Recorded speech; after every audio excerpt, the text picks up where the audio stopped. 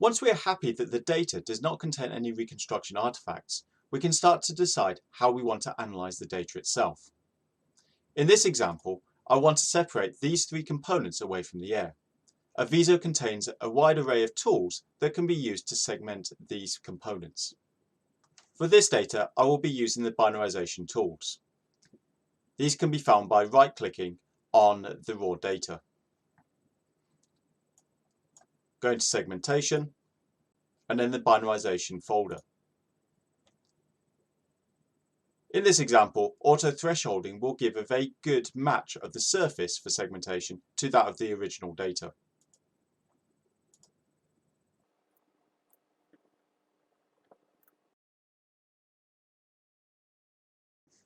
Once the auto thresholding is complete, we should check whether the labels closely match those of the raw data. The easiest way to do this is to compare the label ortho slice to that of the raw data.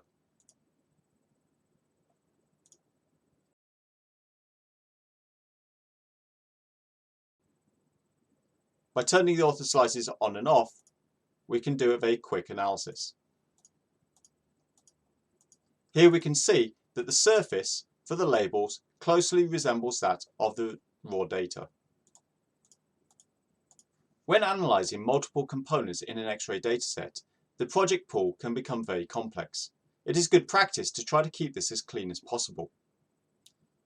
In this example, I'm going to take the information and have the labels just underneath. Since I'll be looking at multiple components, I'm going to be having a number of different streams for the data analysis. For the analysis of the porosity, we need to ensure that all the pores within the components have been segmented. We can see here that we have a single pore which is not.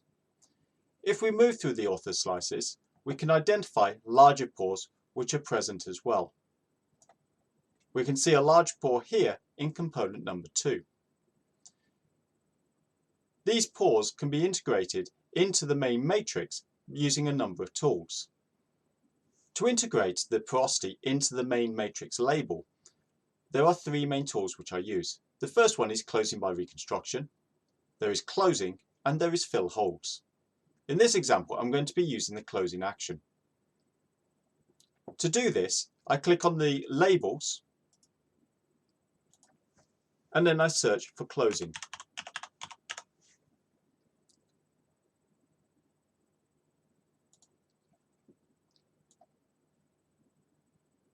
How aggressive the closing is will depend upon how big the pores are inside your label.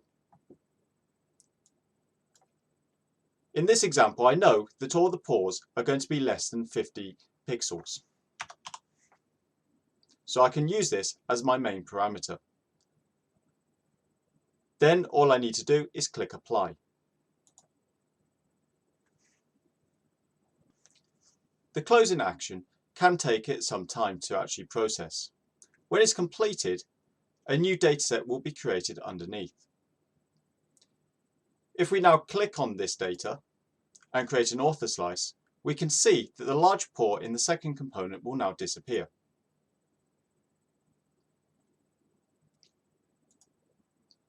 It is a good idea to run through this image stack to ensure there are no pores which are being missed.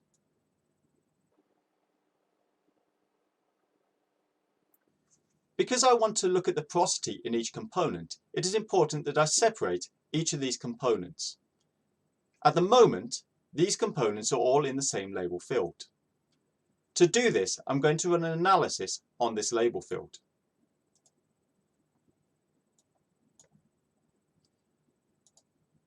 If I go to Measure and Analyze, and then go to Individual Measures, I can then choose Label Analysis.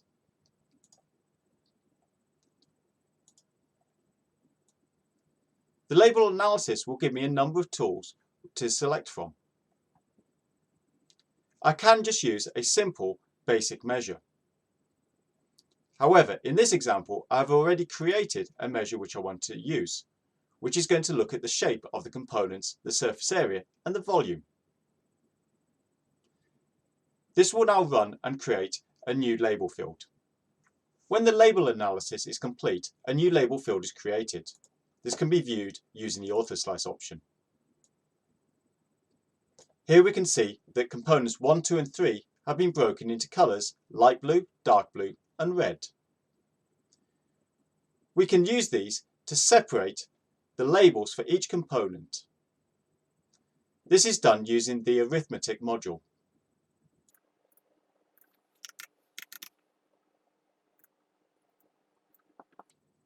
For the expression, I will be using A is equal to 1.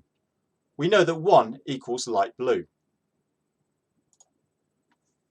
When the arithmetic module is finished, an end result is given out. By clicking on this result, we can create an ortho slice to see that component 1 has now been separated from the label field. This new label can be used as a mask for the original data to separate the raw data for component 1.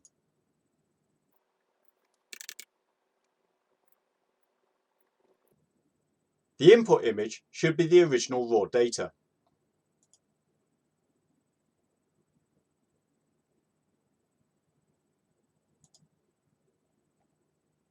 We can see a line will be given straight to the original label field. For the input binary image, we use the result from the arithmetic module. And a new line connects these two. The new result can be seen looking at using the ortho slice. We can now apply the same technique to isolate components 2 and 3.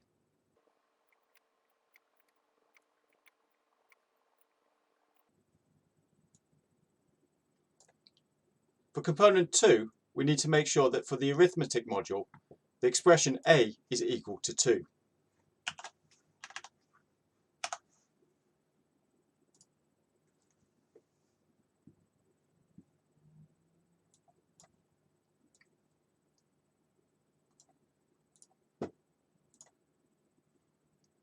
We can now see that a mask for component 2 has been produced.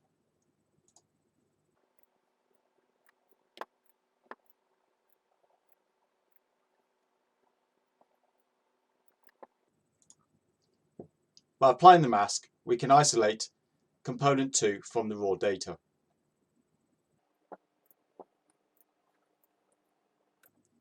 For component 3 in the arithmetic module, A needs to be equal to 3.